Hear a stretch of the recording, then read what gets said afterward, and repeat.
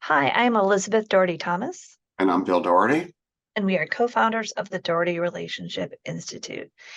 In this video, we want to help you if you have just had your world rocked by your spouse bringing up divorce.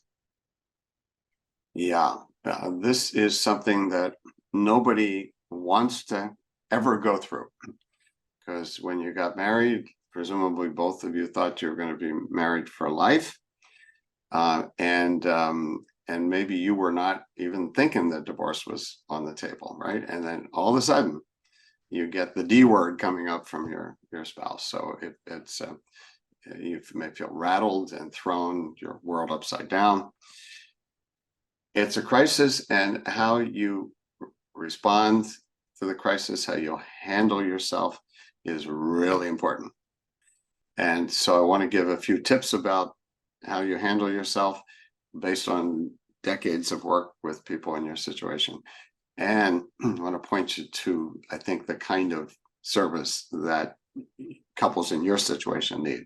So first of all, do not assume it's over, even if your spouse said it's over, because there's research showing that people go up and down with their decision making and their thinking about divorce.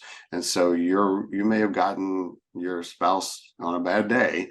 Pay attention to what they said, take it seriously. Even if the next day they said, I'm sorry, I brought it up. No, they're thinking about it. Okay. But don't assume that it's your boss said you're fired and clear out your desk, right?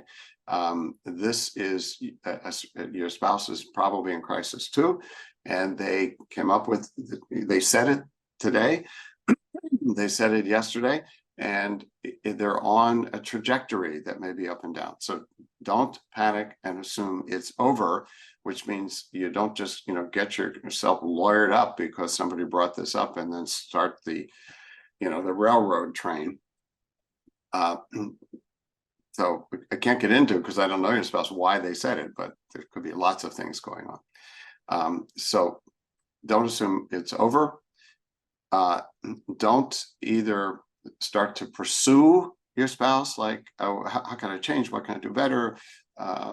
You say I'm not affectionate, and then you're all over them.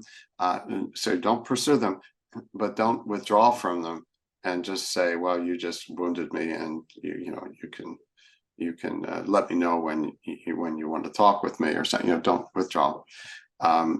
So those are the big two tips. Don't pursue them and don't withdraw from them. Try to hold on to yourself at this point. Try to maintain as normal relationship as you can. And then you need help, okay? And the traditional way to go for help is to go to regular couples therapy.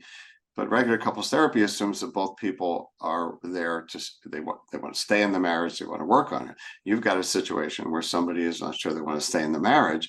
So couples therapy, they may go with you, but not be in it, and then that can fail. So sometimes it works, but it's kind of risky because you both may not be ready for it. So that's why we created discernment counseling as a special service, especially a special short-term, no more than 5 sessions, where you assume, couples in discernment counseling, that somebody's leaning out, not sure whether to stay, and that the other person wants to make it work, and that's you. So this slows things down.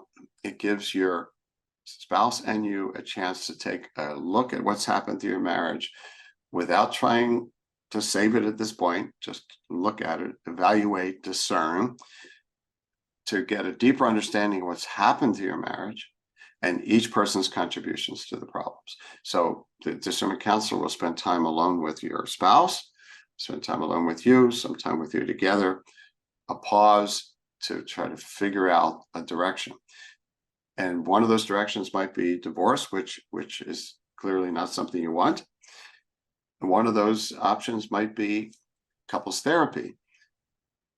But both of you would be into doing it, and divorce would be off the table for that period of time. So we talk about 6 months, divorce off the table, both in, all hands on deck, to see if you could pull your marriage out of the fire and make it healthy for both of you.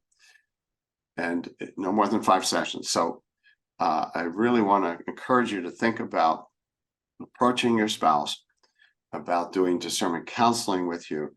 And actually, I'd urge you to be firm about it, particularly if you've not had a lot of help in the past.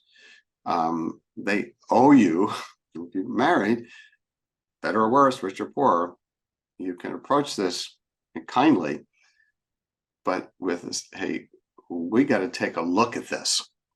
We have to take a look at this together. We have to discern about where we're going to go.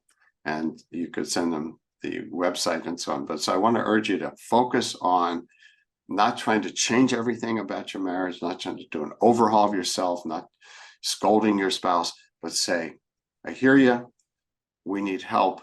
Discernment counseling, I think, is the best way for us to get help right now. Yeah, so visit us at discernmentcounselors.com. There's therapists all over the United States, Canada, a bunch of other countries, and we hope you can find somebody to begin to work towards discerning the next steps in your marriage.